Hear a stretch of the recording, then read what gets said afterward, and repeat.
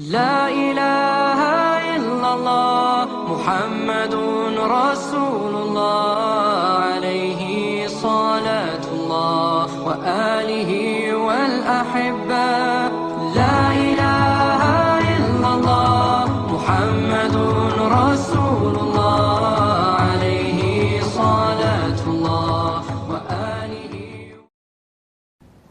Assalamualaikum warahmatullahi wabarakatuh, Sobat Muslim. Kita lanjutkan materi tentang khiyar. Khiyar aib sudah kita sampaikan di video yang sebelumnya. Saat ini kita akan jelaskan tentang khiyar syarat atau khiyar tempo.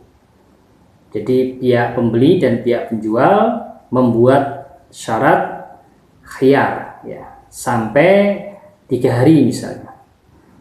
Dalam transaksi jual beli atau sewa menyewa atau akad komersial yang lain ya, akad tabaruat ya, akad muawadhah ya, akad muawadhah ya, pihak-pihak yang bertransaksi itu memiliki kewenangan ya untuk membuat hak khiyar syarat, yaitu hak untuk melanjutkan ya atau membatalkan transaksinya ya dalam tempo yang disepakati oleh keduanya. Contoh, ya, pembeli mengajukan khiyar syarat, ya, khiyar syarat dalam tempo, ya, misalnya sebulan, ya, untuk membatalkan atau melanjutkan, ya, transaksi dan juga disepakati oleh pihak lainnya, yaitu pihak penjual. Maka bila ini disepakati, ya, maka syarat ini bersifat mengikat, ya, atau bersifat mulzim atau iltizam. Hal ini sesuai dengan ya kandungan surah Al-Maidah ayat 3. Allah Subhanahu wa taala berfirman, "Ya ayyuhallazina amanu aufu bil uqud." Yang artinya, wahai sekalian orang-orang yang beriman, ya, penuhilah akad-akad yang sudah kalian sepakati. Ya, termasuk di dalam pemenuhan akad-akad itu adalah memenuhi syarat yang sudah disepakati dalam akad. Jadi, meskipun kedua pihak ya, penjual dan pembeli itu sudah berlalu dari majelis akad, ya sudah selesai ya khiyar majelisnya, tapi masih ada hak yang diberikan oleh syariat ya bagi keduanya untuk membatalkan akad dalam tempo waktu tertentu. Hal inilah yang membedakan dengan khiyar majelis. Ya, bila khiyar majelis seperti yang sudah kita bahas sebelumnya, itu sudah putus atau sudah selesai ya bila keduanya berpisah dari majelis akad.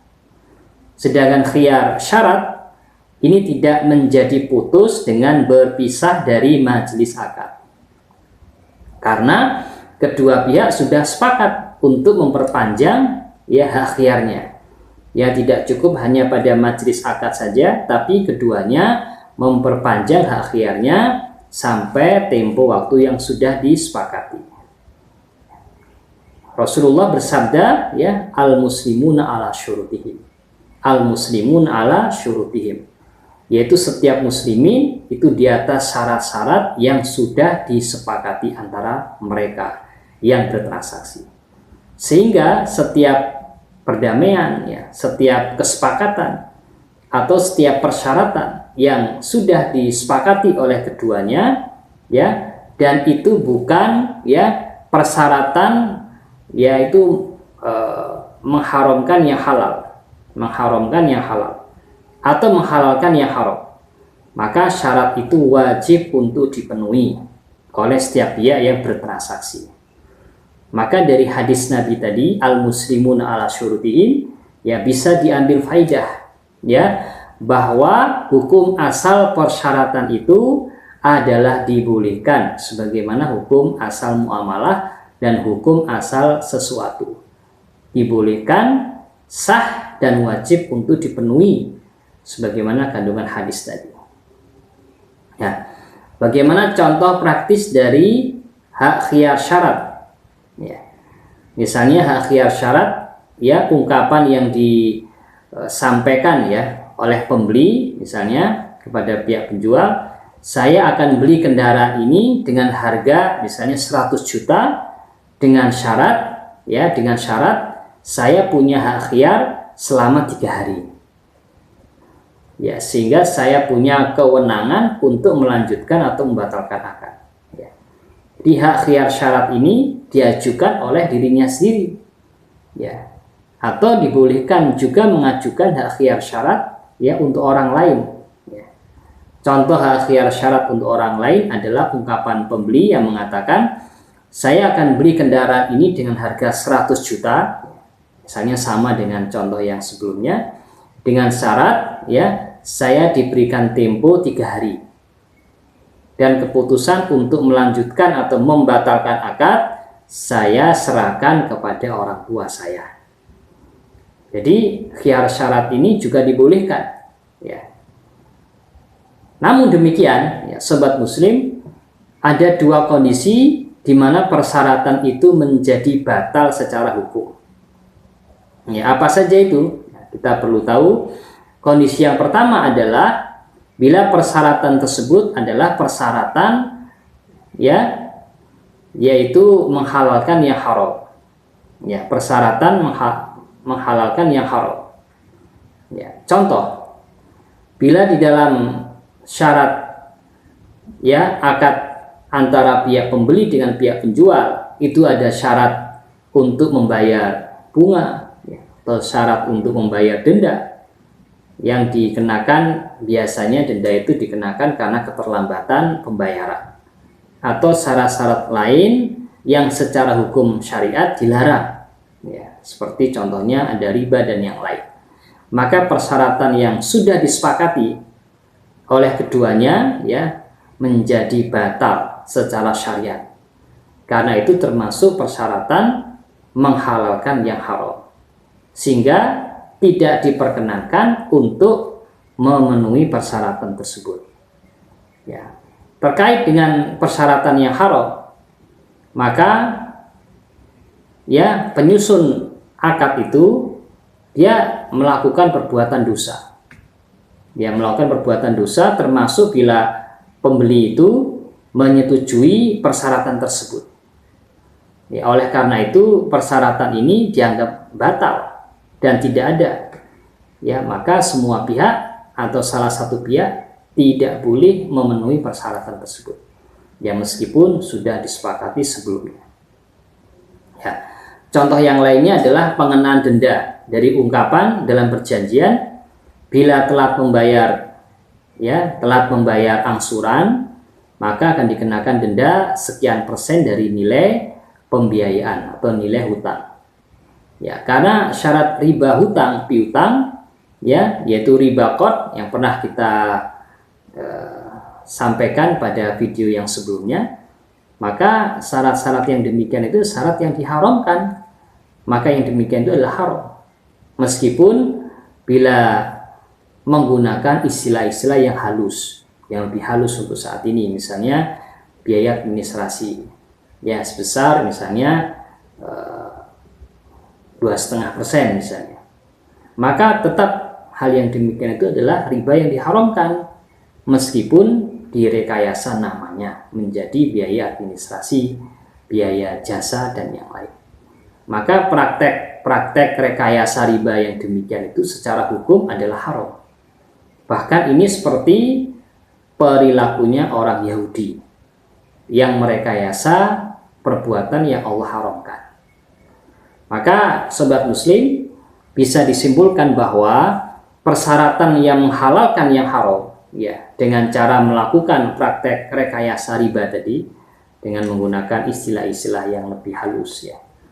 Istilah yang biasanya digunakan biaya administrasi ya, atau biaya jasa dan yang lain tidak langsung menggunakan istilah bunga atau bahkan riba.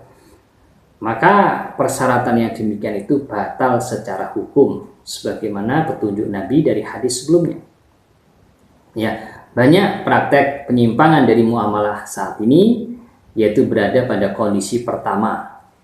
Baik itu dalam perjanjian hutang piutang ya, misalnya perjanjian pinjam meminjam atau pinjaman qard bisa juga dalam transaksi jual beli karena di situ ada unsur ya, dan seharusnya dan yang tepat itu ya sebetulnya praktek akad jual beli yang terjadi seperti jual beli kendaraan ya, dan yang lain itu hakikatnya sebetulnya adalah pinjam meminjam atau qard ya.